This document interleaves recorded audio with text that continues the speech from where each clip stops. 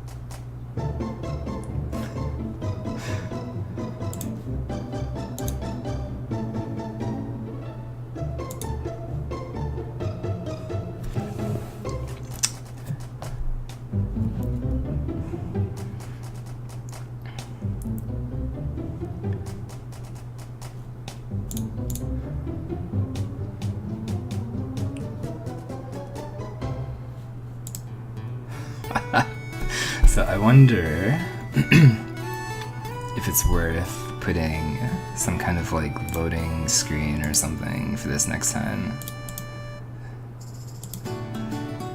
This is that awkward part where I hope people will show up.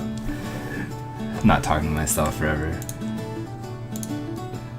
Come on, somebody. Who's it gonna be? Whoever shows up here, I'll love you forever, I promise. Look, look.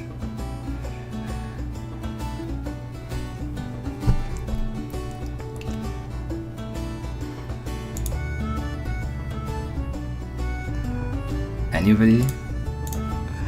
I know the people are coming. Who's it gonna be? Bovine! No! Go!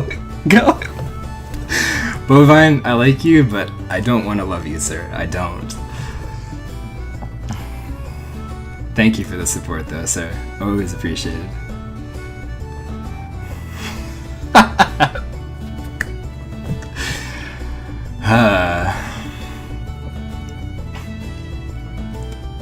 Dude, is that guy crying? He's crying. I'm so sorry, Bovine. Didn't mean to make anybody cry. No love, nah. Come on now. You know that's true. That's true. I'm sorry. I can't lie.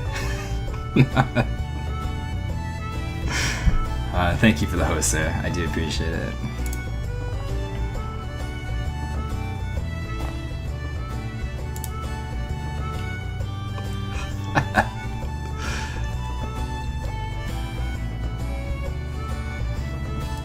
Well, yeah, it makes me wonder, like, how to balance that.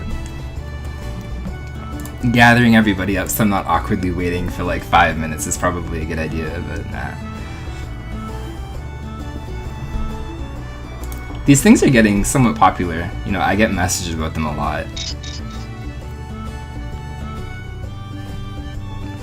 So it's a good little break for me too. Like I like speedrunning, but I do like this. I do want to move forward with it and keep doing it. And I have a lot of fun doing them too.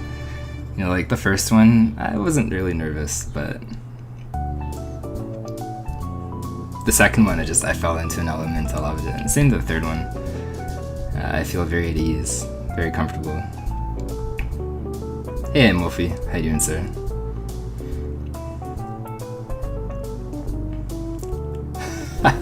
Yeah, because like what, you stream until what? I don't even know, man.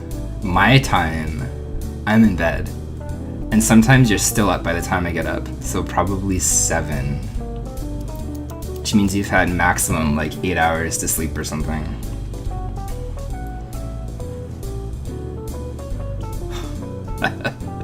Hey Joniel, welcome, sir.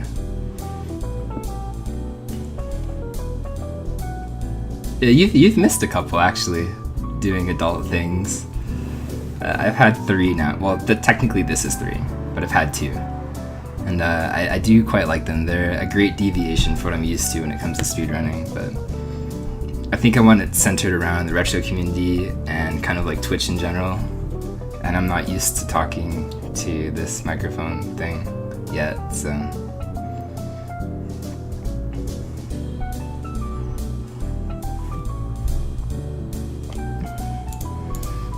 Alright, give it maybe like 1 or 2 more minutes and we'll jump into it.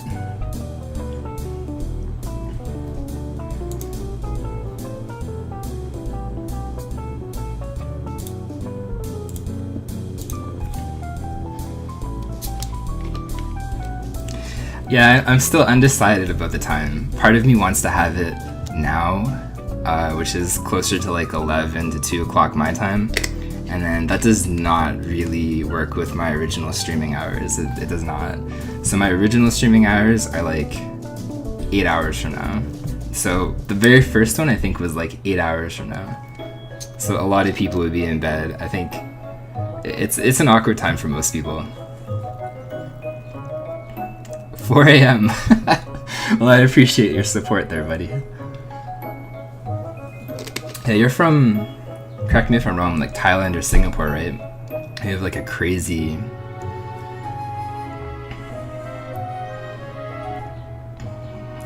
hour difference, I know. I remember the one time I watched your stream, you were like 12 hours ahead of me. Or 14 even, like it was a big difference.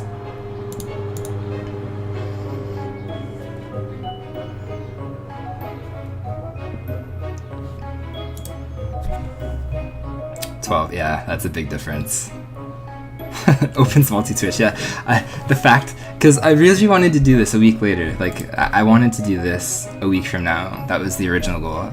Original goal is to do them like every 2 weeks, and I think that's good for me right now. But I did kind of want to do this one a little bit earlier, so I think next time you can have this. I set up like this little command thing, which the bot is asleep. Give me 1 second. Of course, right? Alright.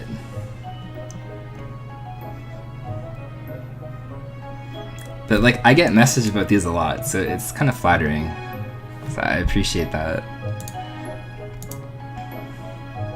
But yeah, see, there you go. Should work now.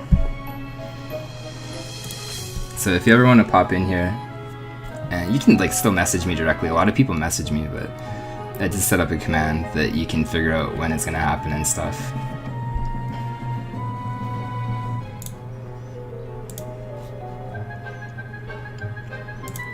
Make it a little bit easier for people.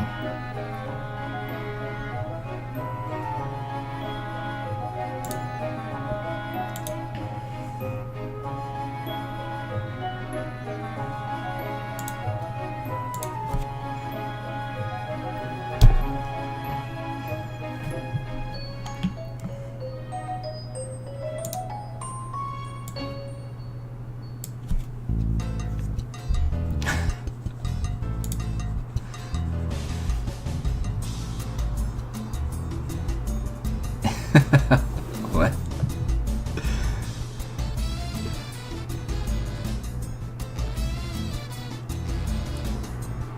What? Favorite watering hole in Hawker Center? I will accept that.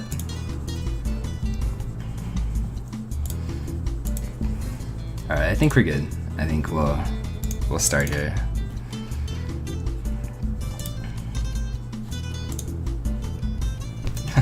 Hey, cat. Okay, contrary to what certain Italians might think in the chat right now, may or may not be named Cat Kinuichi, I might buckle over and just die. Like, it's hot in Canada. But apparently it's like a very beautiful day in Italy or something. I'm gonna die. I'm not gonna lie to you guys. Like, I will keel over and die. This will be like one of those weird Twitch streams where like somebody dies on air. So I apologize for that. But it will happen. I'm not over-exaggerating anything. We're dead. Okay. Okay, you are coming from Singapore? I refuse to answer that question. How hot is hot? Do you guys use Celsius there? It's not that hot. It's plus 27 Celsius.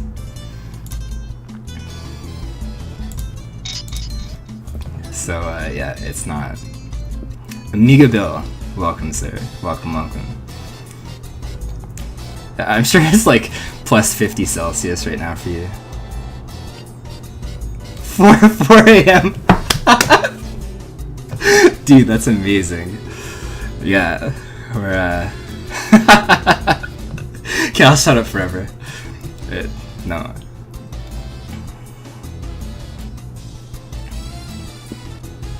Alright.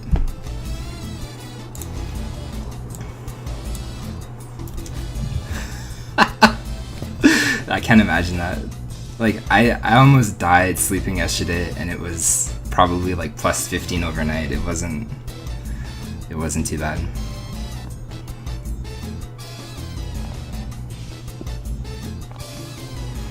Alright, I think we'll get started. So, I see some new faces. This is cool. Welcome Amiga Bill. Welcome Wolfie. So, I guess kind of give you guys a kind of a backdrop. One of the things I wanted to do a while ago was create a podcast. So, this is technically the third one. I want it to be centered around Twitch as a growing streamer. Maybe kind of things that I've noticed that have helped my channel grow, or other people's channels grow, or things that were maybe like detrimental to other people's channels, and kind of what worked for me, what maybe works for other people. And I wanted it, as I said, specifically centered around Twitch, also specifically centered around the retro community, because I'm not obviously like an Overwatch streamer or a modern streamer or anything. You guys have seen what I do, and it's not very modern for the most part. So that was kind of like the idea behind the podcast. And as I continued to branch out, maybe interview people within the retro community, or incorporate other people to come on the podcast and stuff like that. So that was like the main objective. So this is episode 3. We survived the first 2. The other 2 are in an archive on YouTube, and I plan to keep adding them on YouTube. And I just hit the keyboard. I'm sorry, that probably was loud. Yeah, long story short, that's what this is. So you can expect them probably once every 2 weeks. That seems to be what I like to do. I probably won't increase the frequency anytime soon. I do like the 2-week kind of threshold, and from that, that's about it. So, why I wanted to do, because originally I did the last one a week ago, and I did want to wait 2 weeks, but the big thing that I wanted to talk about was the subscription button, and that went live for affiliates obviously sometime this week. During the second podcast, I literally said that it was coming.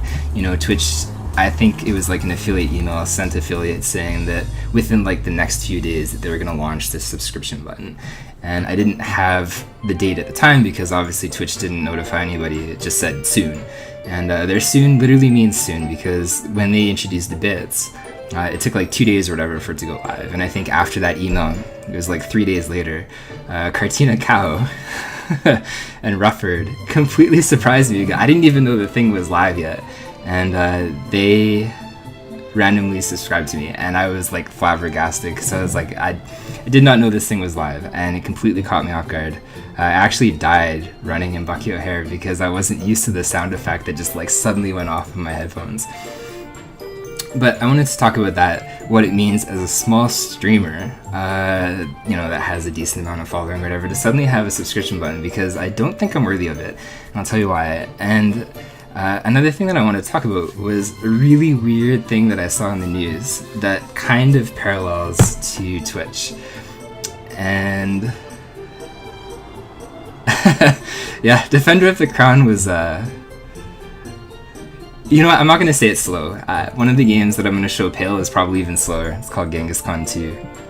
And I love it, but nobody else likes it. But I will literally show you this. I have it up here. Let's make sure I have the right page open.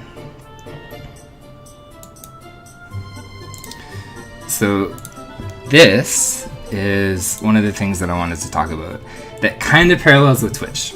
So long story short, there was a YouTube stunt or something that went horribly wrong. This girl, she's 19. I think her boyfriend is like 22 or something. Yeah, right here it says 22. And they had the idea that I guess the guy was going to hold like a book in front of his chest.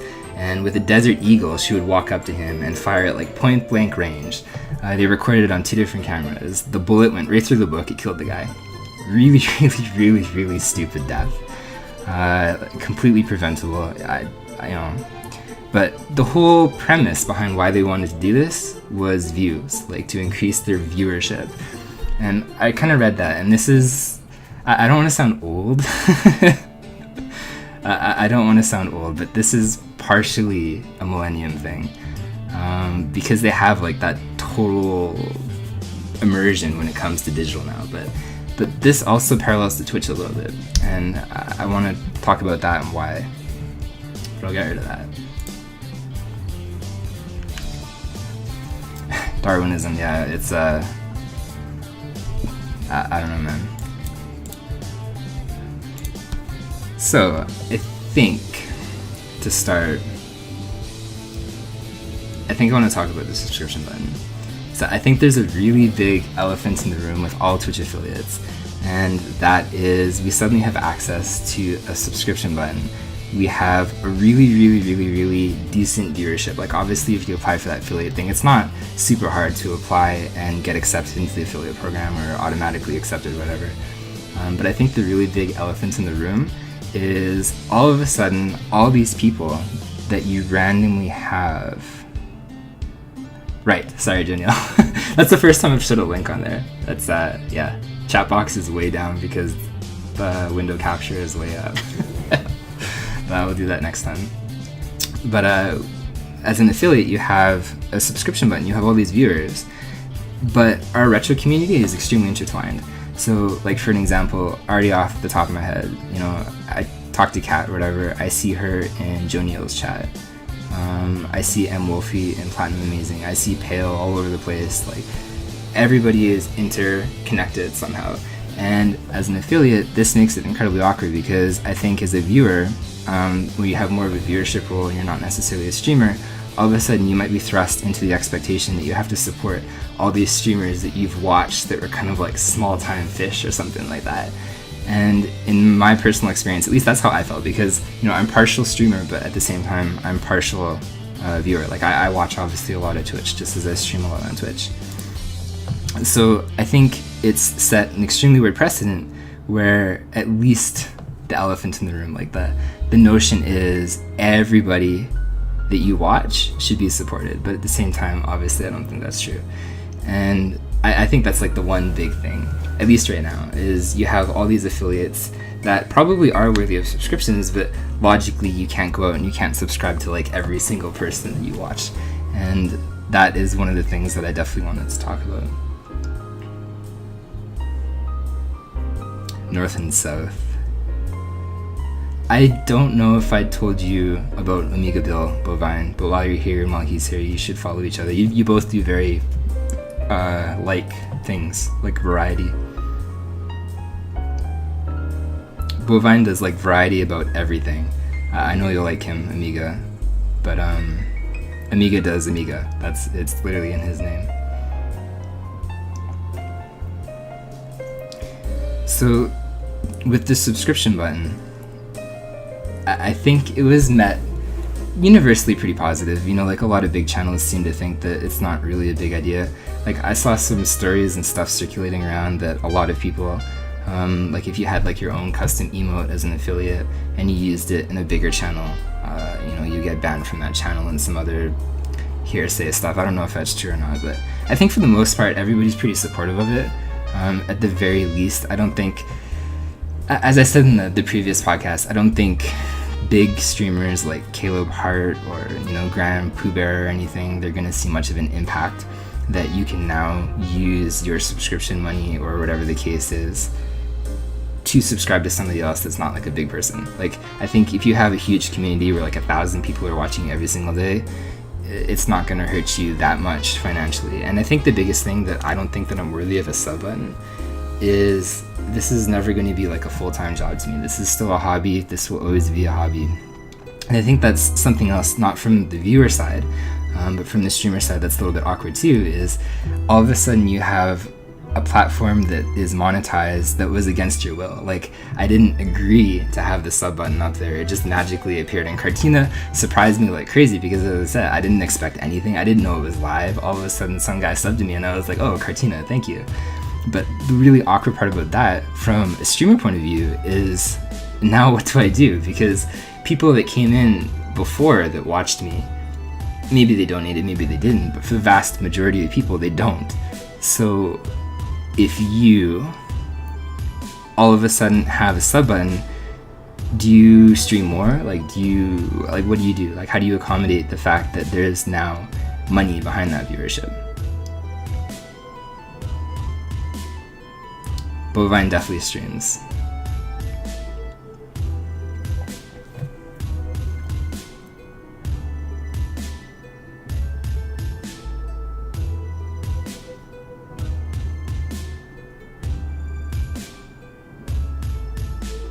What did you say here, Jonil?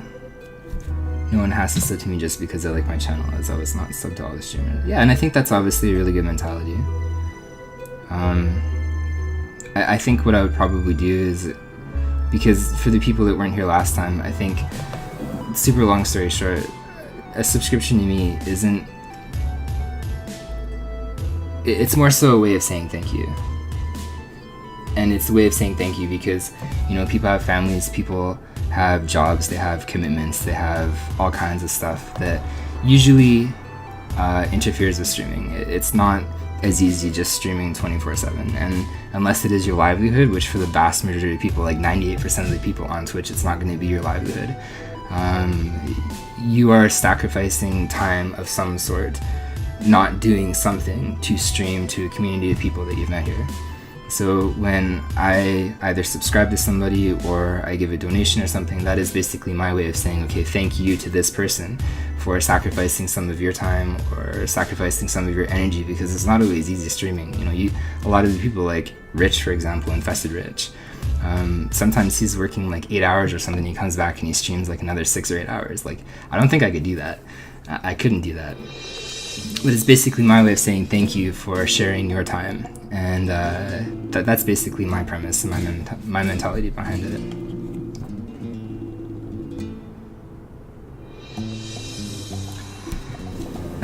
The tough questions from Bovine, I like them. How many people do you plan to sub to? See, this is the thing too, like,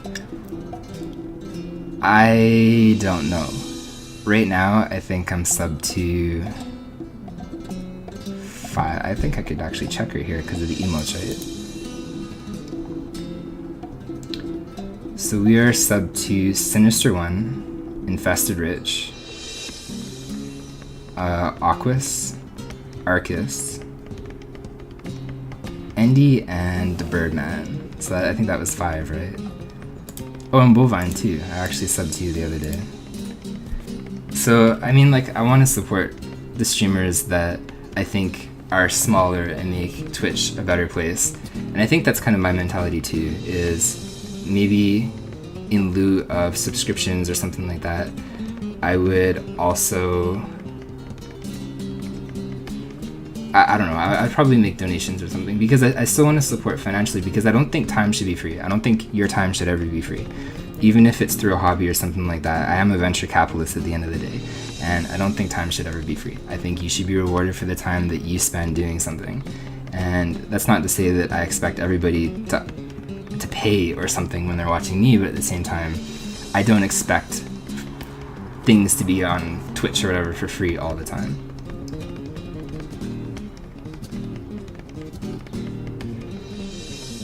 See, and that's what I mean, like, that's kind of like the elephant that I was talking about, is a lot of the streamers that automatically got a subscription button, like, we didn't ask for it, it just suddenly appeared.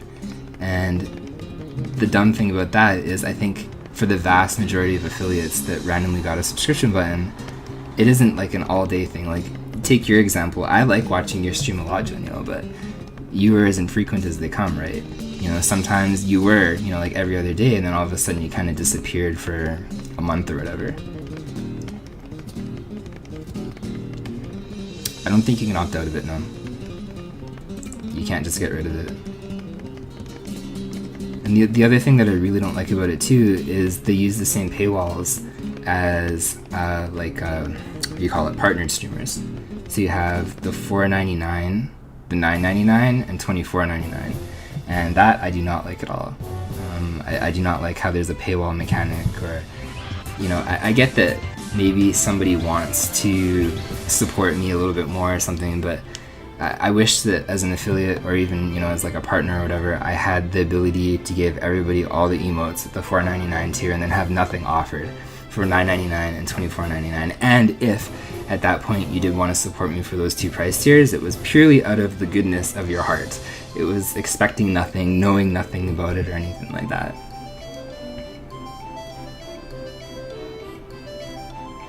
See, yeah, and I thought about that too. Like, to me, I automatically applied, like, this should be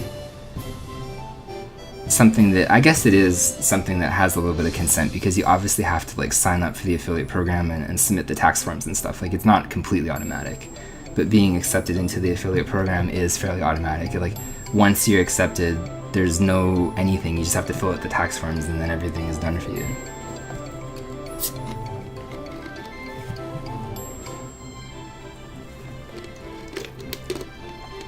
But I definitely feel awkward that there's even the $4.99 paywall. Like, I want everybody to have access to everything. I don't want certain people to think that they need to support me even for $5, because you don't. At the end of the day, I'm happy about your viewership. And Skittlebrrow, thank you for the follow. I see you a lot in Platinum, or not Platinum's chat, Bovine's chat, sorry. Where else do I see you? Aquas, maybe? I'm not sure. I've seen your name around though. And I agree, like, as much as a venture capitalist I am, I think socialism is a good idea here, because I don't know, yeah.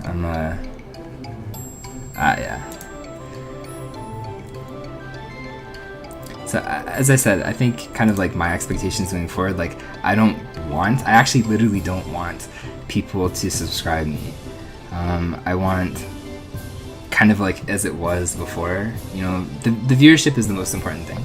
Kind of like the friendships and stuff that I've made on Twitch and the people that I've met and kind of networked with, like, that's the most important part to me. I don't want it to be hidden behind money, that all of a sudden that, if you want to talk to me, you have to be a subscriber or something. That's idiotic. That's never going to be that way. If you do want to subscribe to me, that's great. But at the same time, I really wish there's like no incentive for doing that at all, because I don't want there to be expectations on the viewer. I don't want there to be expectations on me, the streamer, that for some reason your money elevates you above somebody else that chooses not to subscribe. I think, at least in my channel, at least with my mentality, both are equal. It doesn't matter if you subscribe or not. I just like you here. Like, to me, the company is what's the best, and I don't want to scare away people because there's now paywalls involved or anything like that. The Dave emotes, they're coming, ironically, as you say that. Pale with the awkward questions. Yeah, no, I did submit emotes and I will get them done. I have one done, but it's stuck in pending right now because it's the weekend, I guess.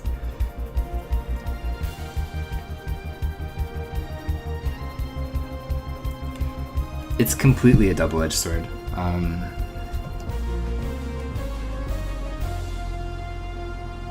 I think that's the best way to put it, is you don't want to alienate either or. So it's a very tricky balancing act, because as I said previously on the other podcast, there will never be like financial incentives on my channel. Like, I'll never have like those donation drives or anything like that where, let's say, like Dave needs a Dreamcast, it's like, here's $100 for a community goal. Like, none of that's ever gonna happen, because I work and I do make money and I can buy that stuff for myself, and I don't expect other people to do that.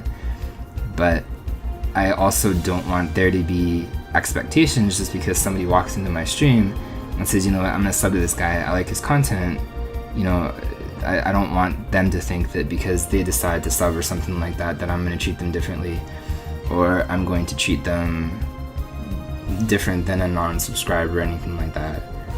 And I think that places the streamer, both the streamer and the viewer, into kind of a bit of an awkward situation. Because speaking of that, that's how I wanted to tie in that other thing. I will open the floor. Consistently, no joke, And I'm very curious if you can guess. I get messaged this a lot. Almost, I would say, half of everybody that follows me messages me saying, I followed you because this. Take a guess why. I'll let you guys guess whatever you want. I look forward to seeing this. The $25 sub is insane, I agree. It's there's like no separation, it's just all there.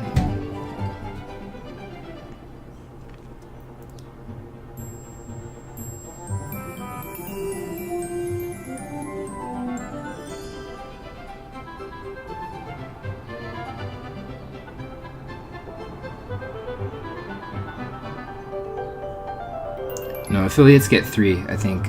Sub-tiers, it depends how many subs that you have for actual partnership. But affiliates only get 3. They get the $4.99, the $9.99, and the $24.99. You'd be scared.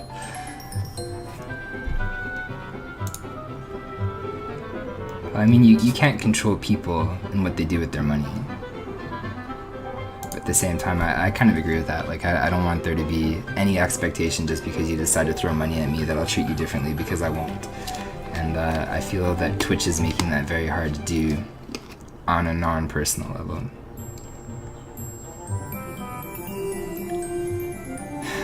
Pale followed me because I'm from the second best hockey country. I like that, Pale.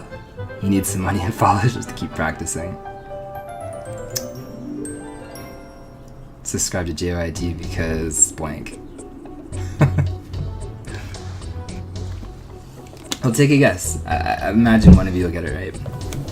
If not, I'll tell you. And your hint is it ties into the gun thing, because I think there's going to be guns on Twitch soon, and that scares me. No, that's a lie. That's just idiotic. Extremely supportive and introspective guy. I'll take it. Not that though.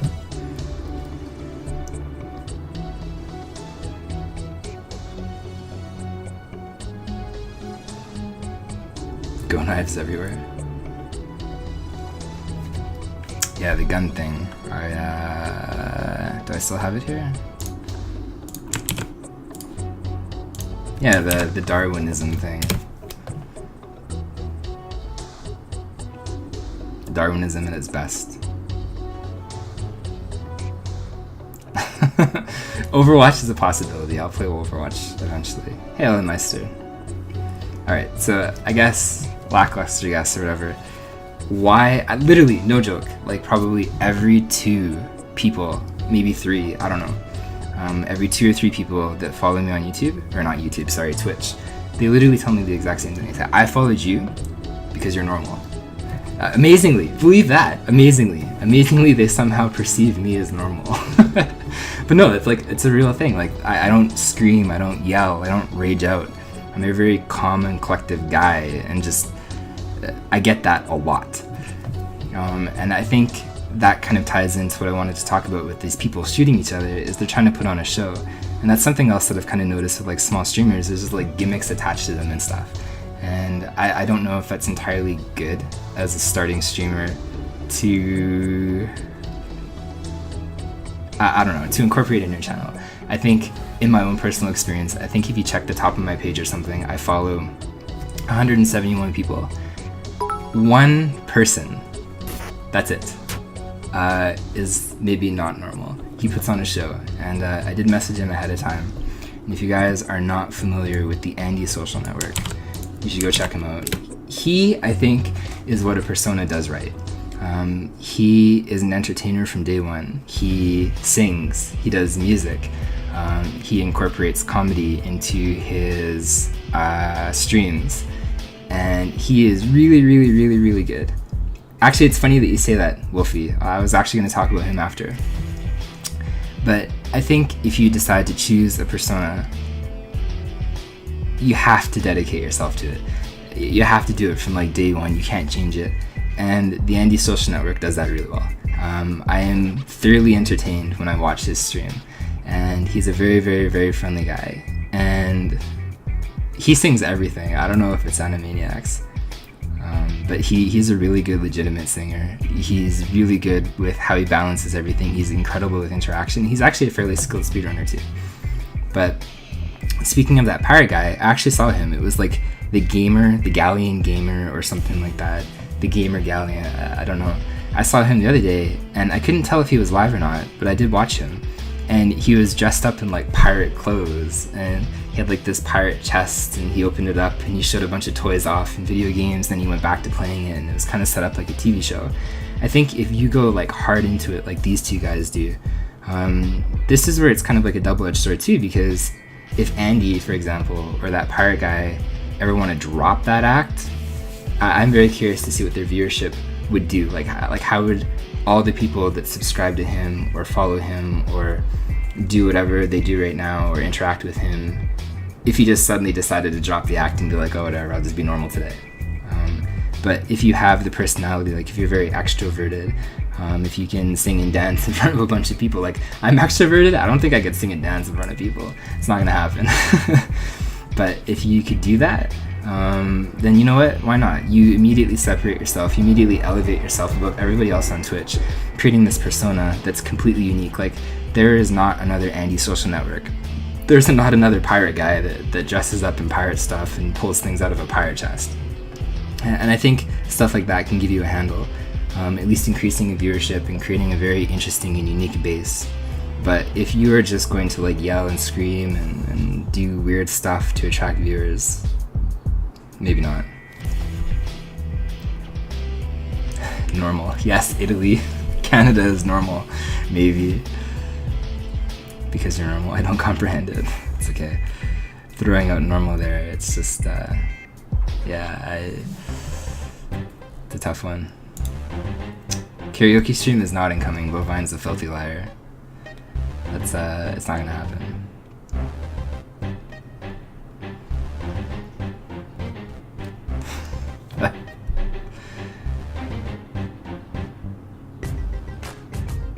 I like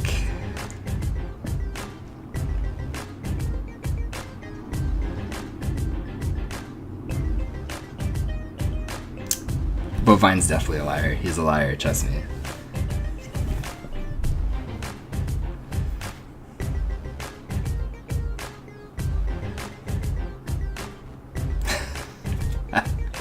Carrie, I can't sing, dude.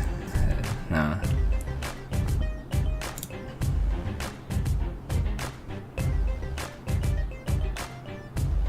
Yeah, follow Pale and Ellen. They can sing. Especially Pale. Pale is a remarkable singer. Let's see here. Wait. Where was that?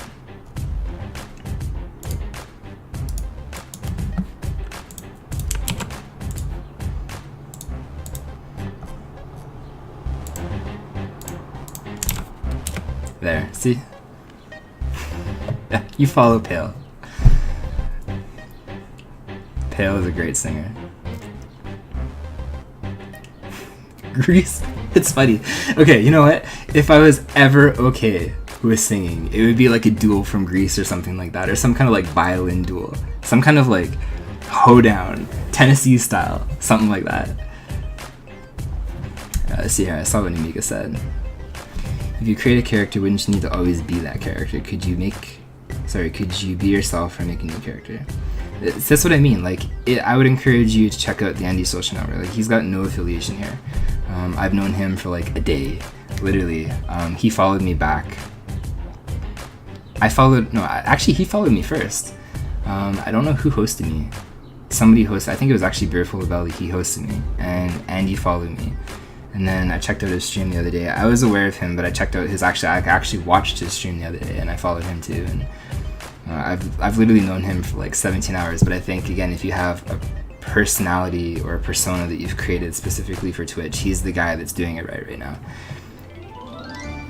And it's very interesting to see how he does it, because he's obviously fairly popular, and I think that's the way to do it if you are going to adopt some kind of persona or entertainer role. And as I said, it's like kind of from a script. He's very flying off the handle. Like, he's not scripted at all. He's very, what is that called?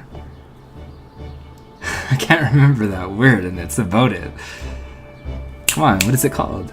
It's spontaneous, but like when you do something in drama, it's unrehearsed. I can't remember. For some reason, that word eludes me right now. Hey, Sparrow. But whatever that word is, like, he's very improvised. Yeah, there. Sorry. Yes, improv. Everybody knows the word except for David. Yes, he improvises a lot. Like, a lot of the stuff he just kind of reacts to, and it shows the strength of his character because it's not scripted, it's not rehearsed, it's not anything like that. He's a very strong, I think, kind of performer at a core. And I think, again, obviously, if you have that kind of personality, that's something that you should definitely incorporate to Twitch because it makes for a unique viewing experience. It is not early. Expect a lot from me. But yes, ad-lib, improvisation. He's good at that. So I actually wanted to mention something last podcast that is so silly. And I really don't understand why people don't do it more as kind of like a new streamer. And I'm guilty of this myself too. I really started to pay attention. But there is a huge amount of people within the retro community, and just in, I think, Twitch in general. I think it's like a basic human thing. And I want to put Aquas here. I actually mentioned Aquas, and he thought he was funny. I messaged him earlier. He's somebody I subscribe to. I've watched Aquas almost as long as I've existed on Twitch. Aquas is a really cool guy. But he was the first person that I really noticed doing it all the time. And I will literally throw him under the bus, and I will literally show you. If you literally, that's all I can say apparently, 7 times in a row, literally check his video page. And I'll load it up here too. Oh, I loaded myself, sorry. I think this is something really silly sounding, but at the same time, it's like nobody does it. Look at all his titles. You know exactly what he's doing all the time. And you can just read off the first couple. This is Ghosts and Demons, Any Percent Speedruns. This is Ninja Gaiden Race Night with Virus Returns, The Big K, Beer Full of Belly, and CL Chambers. Contra 3, Low Hard Percent, Owlboy, Blind, and Voice Acted, and he keeps going on and on and on and on. Like, every single thing he tags properly. And it's amazing because I noticed, at least as a new streamer myself, I used to write something, for example, like Batman NES runs. Well, that doesn't show the viewer that hasn't dedicated to coming into my channel and seeing what my channel is about. So if you kind of think about it, I think more people are prone to clicking on your channel if all of a sudden I put like 5th place Batman runs or, sub 1020 attempts. So if people are familiar with Batman runs, without even clicking on my channel, realize, okay, you know what, 1023 is a pretty decent time.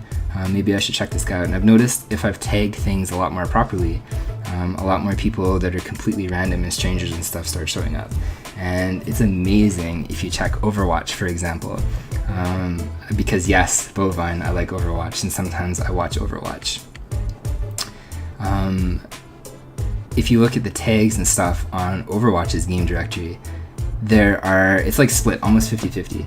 Half the people are writing literally in their title about like math, and it doesn't make any sense, or like watermelons, and it doesn't make any sense. And the other half, you have something like, Widow Main, peaked at 4850 or something. So you know exactly who they use and what character and how good they are with and stuff like that. And like, it seems so silly, but at the same time, I noticed that a lot with a lot of the people that I follow is they don't tag stuff, or if they do, it's very vague.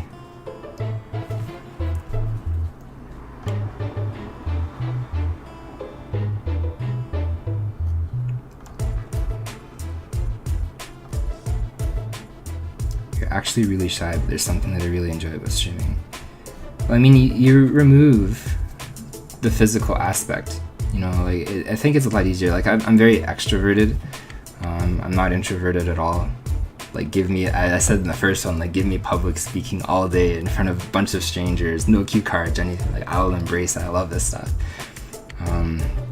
But I can't speak from an introverted perspective, but I do realize that a lot of people on Twitch are introverts. They're very introverted to the point that, you know, like the same kind of public exposure that I like is utterly terrifying to them. And I do realize that there is a difference, and that seems to be a common thing. Like, if you remove the physical aspect of the people being there, I guess it becomes a lot more bearable to stream, or a lot more encouraging to stream. And I'm actually really glad that a lot of people that are introverted do stream, like yourself, because you have really cool personalities that otherwise I think the world would never get to see. Your titles could be better. It was something super simple that I noticed.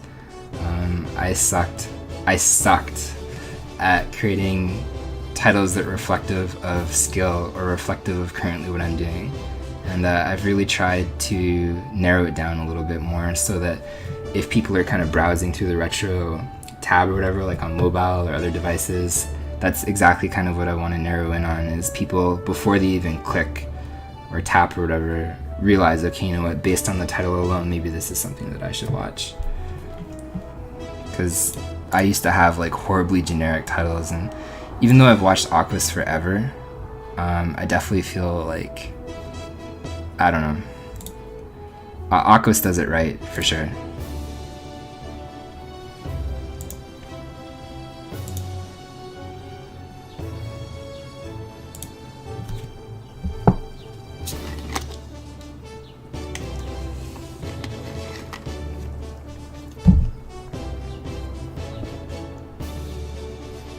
I think we're just lazy as humans. It's not really an art form.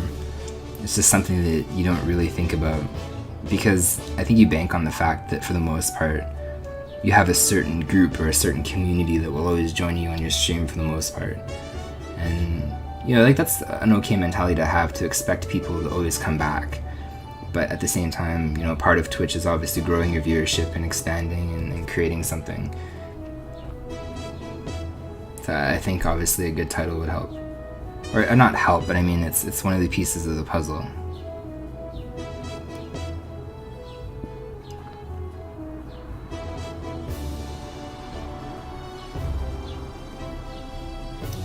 Yeah, it's kind of tricky to balance that. And I get that too. It's not like you have an amazing amount of space to work with on Twitch. Hey, sleep well, Joniel. Thanks for stopping by. It's good to see you back. I really hope to see you stream a lot more. I do miss your random streams. Last one I saw you were in a hotel. It's quite unique. Maybe you should head to bed yourself.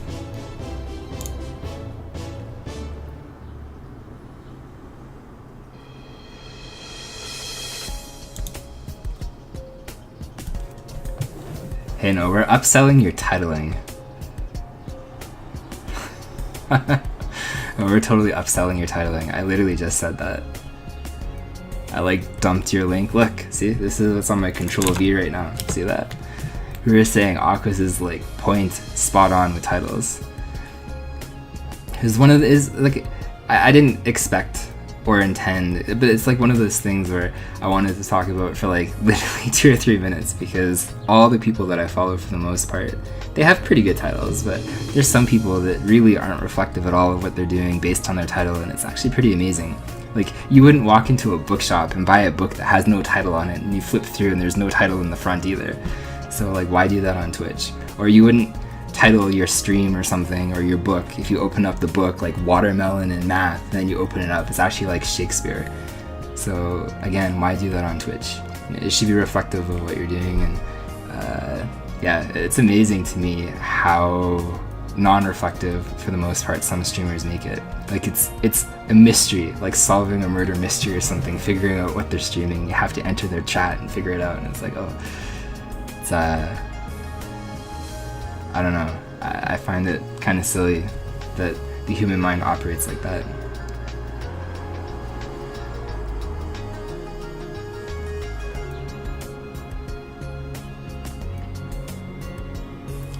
Yeah, I guess part of it is like a random thing, and I don't know, I guess I'm getting old. I appreciate stuff when it's shoved in my face. That came out wrong. That came out horribly wrong.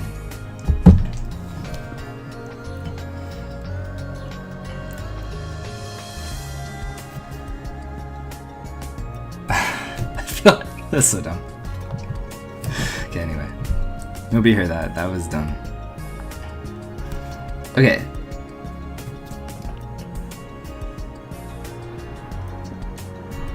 Well, see, and I kind of think like a title reflects on your maturity too, right?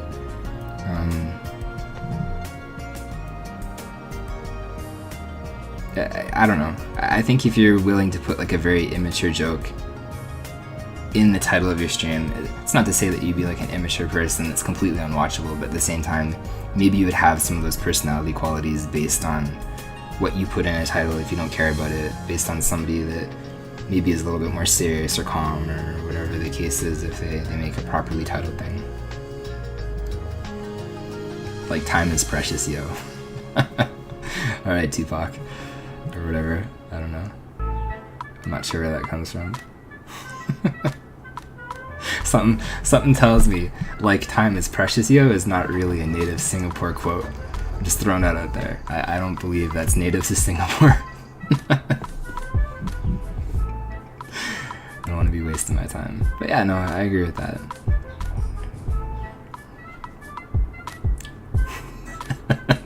Time is precious, yo. They probably have something else in Singapore. Something tells me it's not time is precious, yo. Alright, so the last thing I wanted to talk about, I kind of wanted to include stuff like this from the first podcast.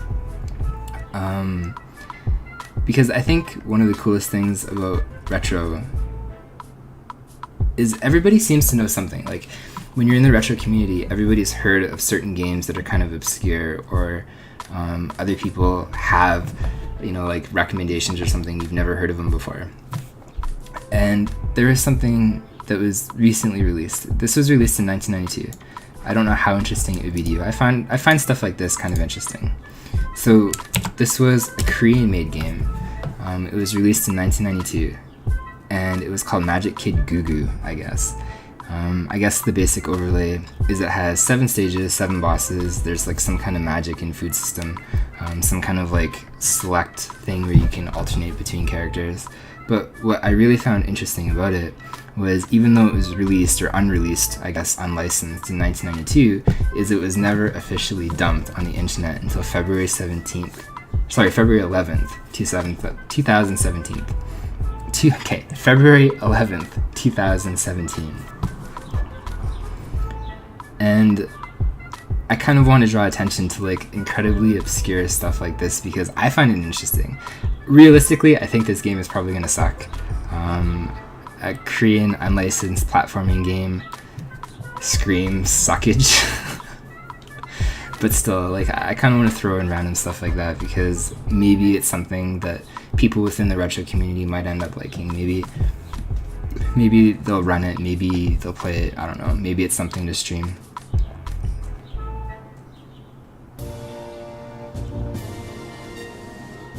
It's such a weird thing though in the retro community. Like, half the stuff that you think are common, nobody's ever heard of. And then at the same time, half the stuff that you think are obscure, it's like everybody's heard of. And I don't know, it's weird. Because I've had lots of conversations about video games with random people. And as I said, like, I don't know. It goes either way.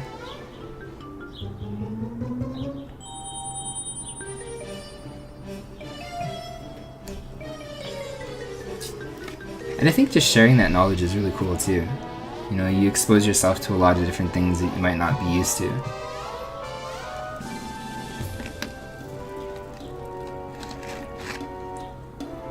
You watch too much Western things. Pretty sure that's not really a Western quote either, but...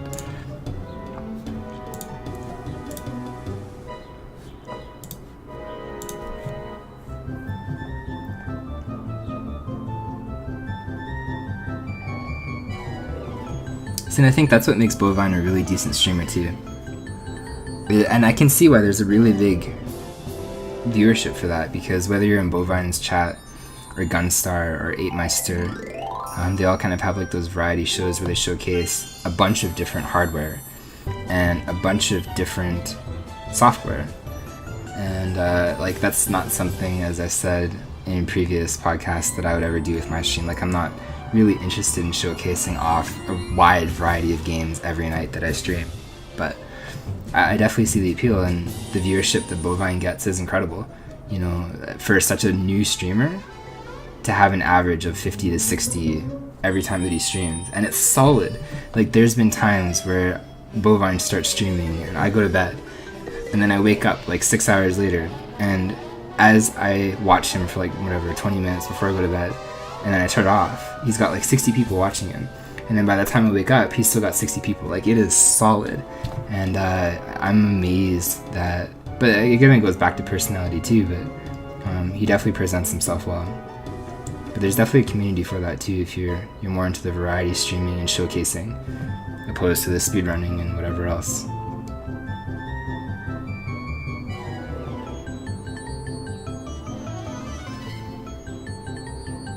Yeah, there's a lot of information there too. That's like, I don't know how you keep up with chat. I suck with chat, but yeah, no, it amazes me that you can talk to like 60 different people with 60 different opinions.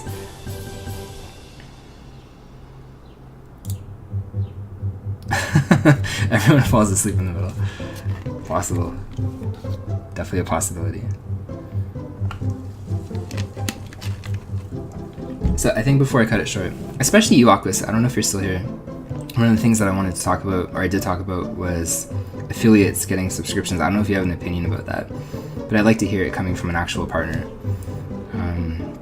Because obviously I'm a smaller channel compared to you, and I don't think that I am worthy of the sub button for what I said earlier, basically because I don't stream on a dedicated schedule. Like, I usually stream every day, but it's like an hour. I don't do like these 12-hour streams or anything like that, and I don't want there to be a paywall behind my viewers. I don't want people to randomly expect or think that they need to sub. And on top of that too, this is never going to be like a full-time thing for me. Like, obviously I have a different job, or I should say a job, well, not a job, but you know, like I have a job that's not related to streaming that I wouldn't replace with full-time streaming even if I had that possibility.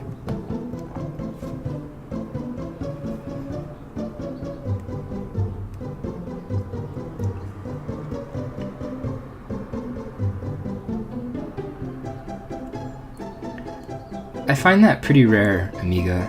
It comes up every so often, but I do like that too. One of the games that I have followed is Castlevania 1, and there's like a 13-year-old playing it the other day. He was streaming it, he was getting so angry at it, but just the fact that 13, what would that be? He would have been born in what, 2004? And Nintendo came out at what, 86 or something? It's what, 14, like 20, 25 years almost or something. That game came before him, and for some reason he went back to it.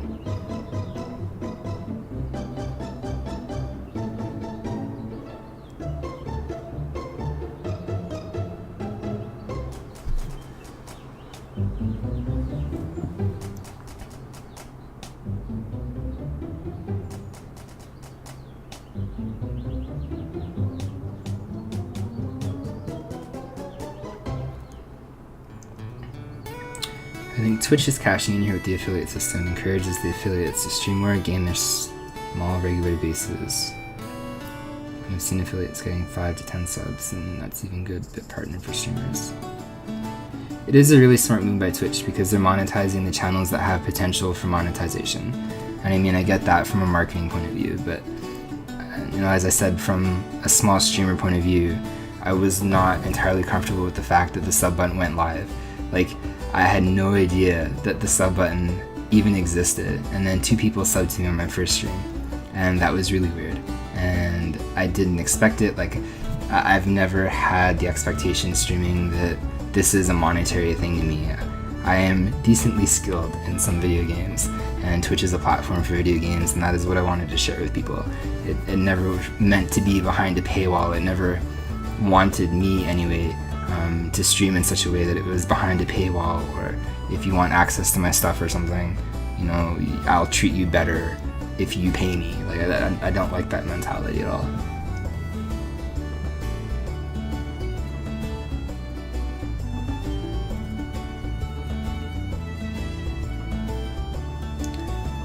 Yeah, if you want the Super Nintendo Classic, like, you gotta pre-order it quickly. Otherwise it's gonna get scalped to oblivion again.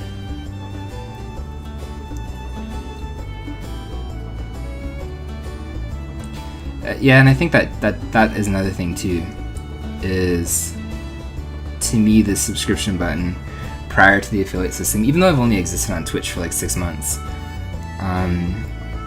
that meant to me that this person was probably more of a full-time streamer. Somebody that you could go to or rely on every day to stream for a fairly big amount of time, or almost every day. And at least if it wasn't every day, it would be, you know, maybe like every 2 days or something for like 5 hours at a time. Like, in my own personal example, I think I've streamed for 5 hours or more twice. And I've streamed hundreds of times. Usually it's like an hour and then I'm done. I don't have the mental capacity to keep going like that. But I definitely don't want, because not only as a viewer, I don't want to alienate the viewers and think that they need to sub to me because now I have a subscription button. As a streamer, I don't want that mentality where I'm expected suddenly to stream more just because I have a subscription button. Like, to me, what I'm doing now falls within the realm of what I want to do. It's still a hobby. It will always be a hobby. I don't want to turn it into some kind of like financial endeavor.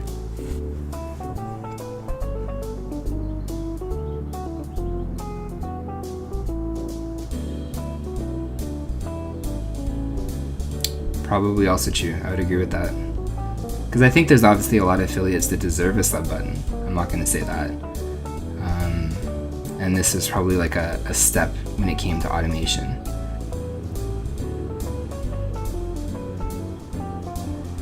And obviously it puts more money in their pocket, because I don't know what it's like for a partnered, partner, whatever, on Twitch. But the affiliate is, if somebody subs to you, Twitch gets 50% and the affiliate gets 50%. So I don't know if you're a partner, if that's a lower ratio or if it's the same ratio or whatever.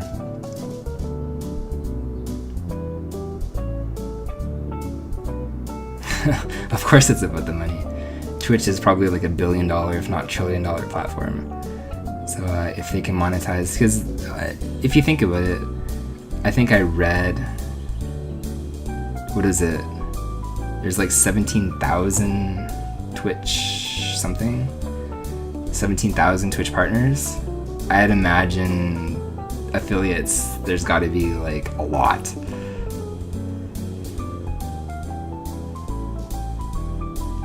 Really? Alright. They'll come with pitchforks and kill me. Hey, bad breaks, by the way. How you doing, sir? Are you exploding more CRTs?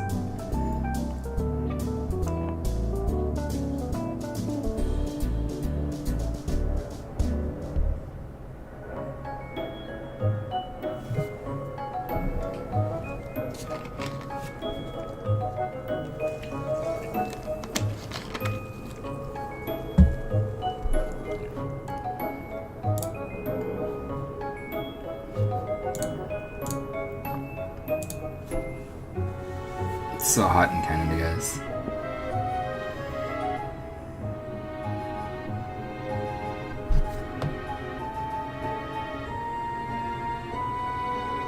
I don't know if there was a non-disclosure agreement. I'll honestly have to go back to check, but if there was, I honestly didn't see it, and I read over that thing pretty thoroughly. I'd imagine probably there is.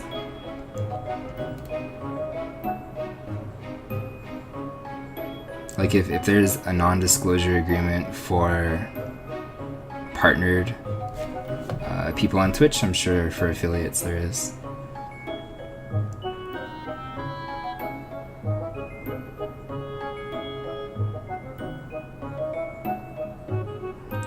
But I mean, like, that's the thing, is that and I talked about that actually before you guys came in, is I don't think it's really going to change a huge amount. Like, you might see a small dip in it, but to expect everybody, for example, that pays attention to Aquas, or everybody, for example, that pays attention to Bad Breaks, to suddenly dump them and then come into my chat and financially support this stream at the expense of them. It's not going to happen. I don't think it's going to happen. Like, they have their own separate viewership.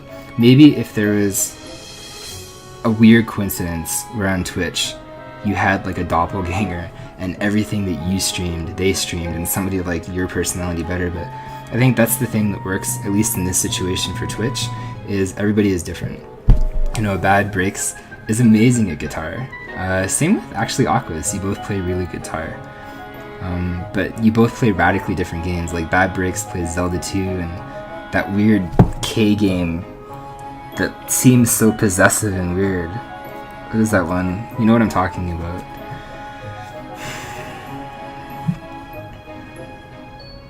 But like, Aquas is ghosts and goblins and ghosts and demons and Contra and all kinds of stuff. Like, you're not in direct competition with each other, and the fact that people have this immediate mentality that you're in direct competition with each other is kind of silly in my mind, because you aren't. Like, you aren't. You stream entirely different things, entirely different content, you have entirely different personalities. And yes, you know, at the end of the day, if somebody wants to support somebody on Twitch, they might have $10 and they'll have to pick between two people, but at that point it's them picking and choosing. It's not because you guys are in direct competition from each other.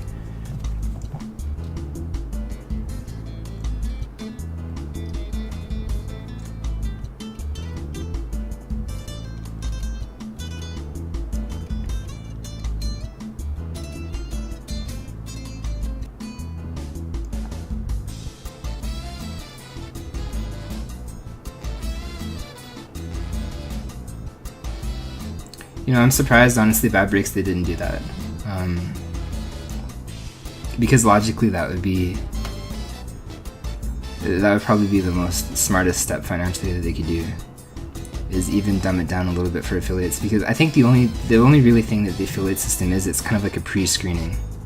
So if you were an affiliate, you either stream a lot and you suck, maybe in this case, or you stream consistently enough that you have a concurrent viewership and a continuous following, and your content is decent enough that people are willing to watch it. So at that point, you know, you're maybe like a really bad TV show or something compared to a partner or something that maybe is a really good TV show. But the fact is, you're on the air, you're making an impact, people are watching you, people are showing up, people are coming back.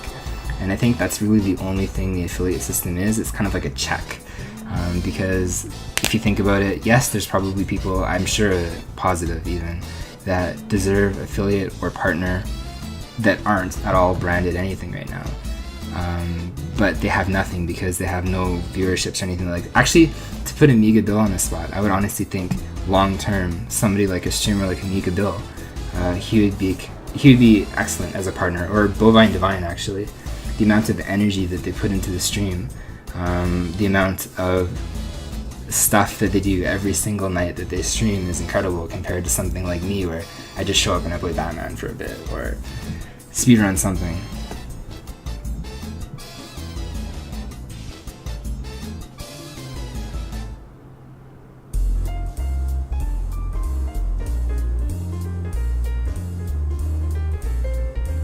Yeah, I'm sure, I was literally just gonna say that. I'm sure affiliate will be like a prerequisite.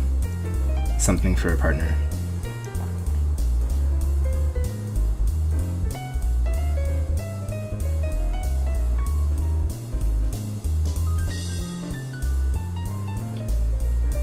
And I think, like, honestly do believe, Bovine, if you submitted a partner application, it would be approved, like, overnight. Honestly do believe that. Like, I don't think I've stumbled upon a different streamer that specifically isn't a partner yet, or has any kind of affiliation with anything, that puts in more time or more energy or more anything.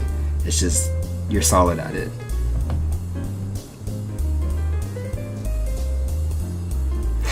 Five card draw. Welcome, sir. This channel primarily does speedrunning. Believe it or not, this is a bi-weekly podcast that sometimes I do. So you are extremely out of your element here if you just randomly stumbled upon this, but welcome. This is not something that you'll probably see again for a couple weeks.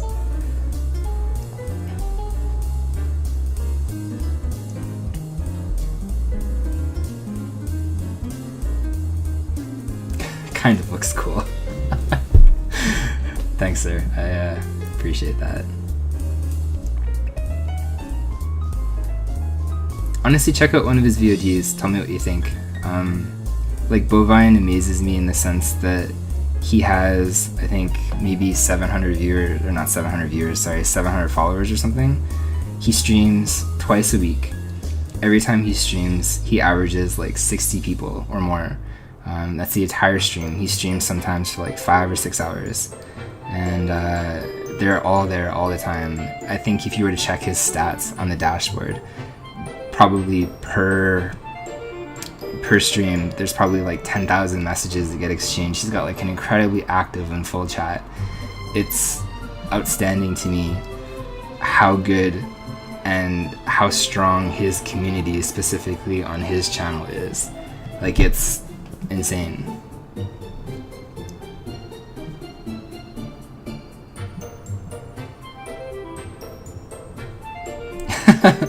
That breaks with the truth. It's true though. That's actually one of the things that I wanted to talk about was females on Twitch, but I didn't have a good enough time to do that. I was going to interview quite a few people and get their perspective of being a female on a predominantly male-dominated platform. But it didn't work out this week, only because I wanted to stream basically with the sub button and stuff going live. So it was going to be in next week maybe. I only interviewed one person since then.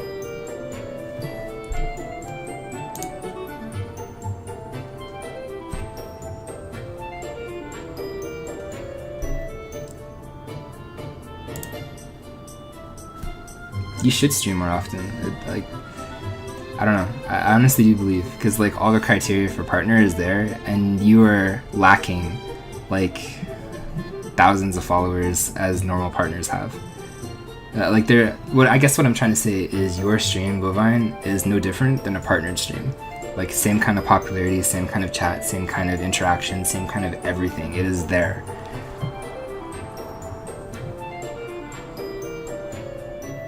Literally, on all fronts. I don't think there's anything that separates you from partnership. It's just, I don't know, I would apply just to see what they say. Because even though you only have like 700 followers, like, your viewership and everything else is insane.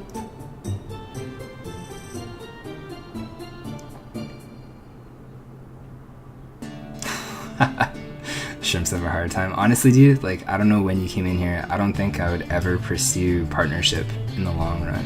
Don't ask about Shrimps. That Breaks has a drinking problem. He's probably drunk right now. Nah. Yeah, he's drunk. Just ignore that guy.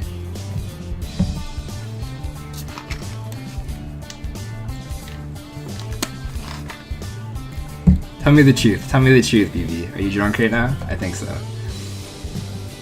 You might be speaking partial truth, but I still think you're drunk.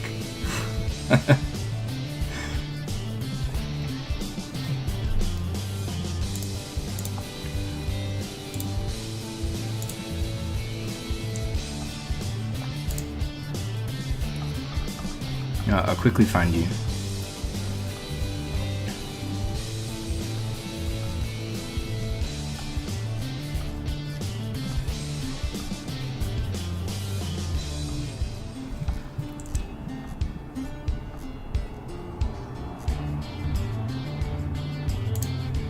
Alright, so here you go.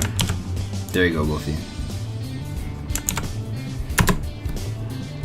I posted this on June 9th on Twitter, and I honestly thought there would be more people in my corner that agreed with that opinion, but no. Like, everybody on Twitter loves shrimp. Everybody on Twitch loves shrimp. It was, I learned my lesson, okay?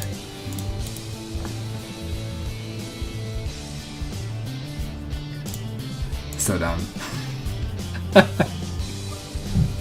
Yeah, that's what that's about. Haven't been drunk for weeks. I believe it. But yeah, no, I don't think I would ever pursue partner. As I said, it's not something that I would monetize. Like, this to me is still a hobby. Maybe long term, I don't know what I'm talking about, but to me this is a hobby at the end of the day. I like it as a hobby.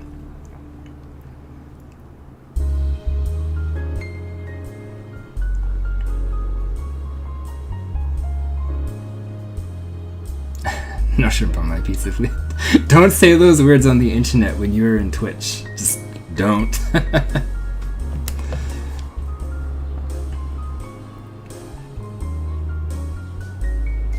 See, but I guess it depends on like your current schedule too, because as a partner, do you think you're obliged to stream more?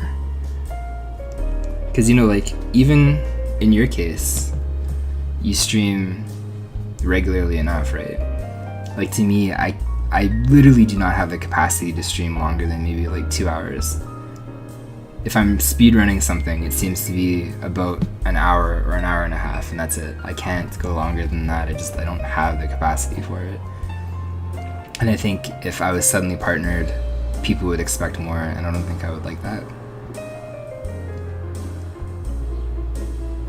It is. I like Platinum's way of saying it. It's kind of like a couch co-op.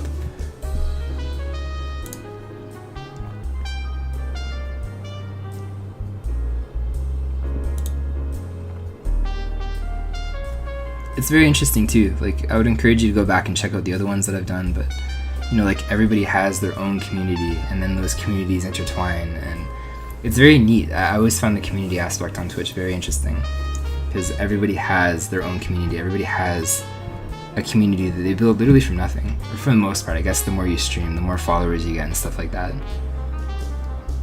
And that community acts differently. You know, like the same people that come into my chat and talk to me that know Arcus, for example, speak differently in his chat. You know, the way that Bad Breaks comes in here. Actually, you know what? That's a bad example of Bad Breaks, because Bad Breaks will come in here, he'll harass me. But Bad Breaks goes into any chat, he'll harass everybody. But I guess the point is, the community that you start to develop and grow from absolutely nothing treats you differently based on your personality, compared to a different person in a different chat. And I think that's really, really cool. Yeah, that's one of the best things about Twitch, I think. Yeah, no. Bad Breaks is ruthless, man. He'll just attack everybody. Gloves are off all the time with that dude.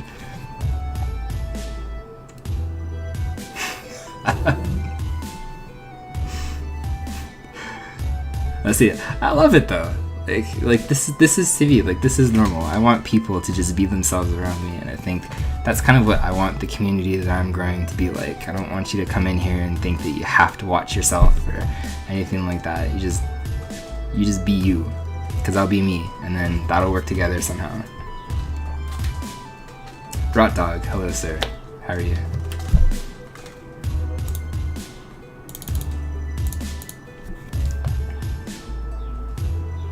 Concern cast.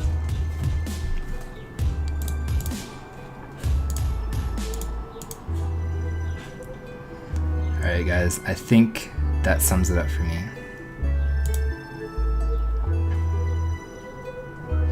You know what, look at this, speak of the devil here. We were talking about this dude literally earlier on, Andy Social Network. So you guys can go see him in the flesh.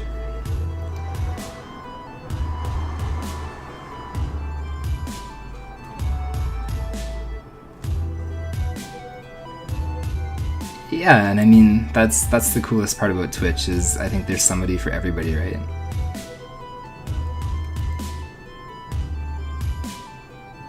Rich and Battle Kid, perfect. I was actually wondering about that, because I saw it was like 4 o'clock or something my time, but I didn't actually know when he was going to be like on like my time, I mean. But I wanted to watch that on SGDQ, which, by the way, I don't know if you guys, especially you, Amiga Bill, if you're in here, there is an annual charity event, and it's called SGDQ. There's actually 2, AGDQ and SGDQ. I would heavily encourage you to check that out. It's a charity thing, and they do it annually. Deal the damage. Didn't mean to do that. Chat is kind of chaotic there. I would not go there for a chat experience. If anything, during AGDQ and SGDQ, chat is like the worst place sometimes on the internet. But what you will see there, if you were moderately impressed at all with how I do anything when it comes to video games, definitely check that out. It's an amazing thing. But yes, in the flesh, talking about personas that work, talking about entertainers and stuff like that. Go say hi to Andy for now. But thank you guys for hanging out again. I do like these podcasts, and as I said, there is this thing, the bot is not asleep this time, if you come into my chat whenever. It shows you the archive and then the next expected date. So, I mean, I don't mind private messages, you can always message me, but at the same time, that is there, because I get messaged that a lot now. So, something, because I don't know, I'll keep it updated, but yeah. Go say hi to Andy. I quite like him. He followed me a couple days ago, and as I said, you'll get to see a persona that I think largely works on Twitch because he has that entertainer kind of mentality. Unlike me, I'm not gonna sing. Get all your singing to this guy. But thank y'all.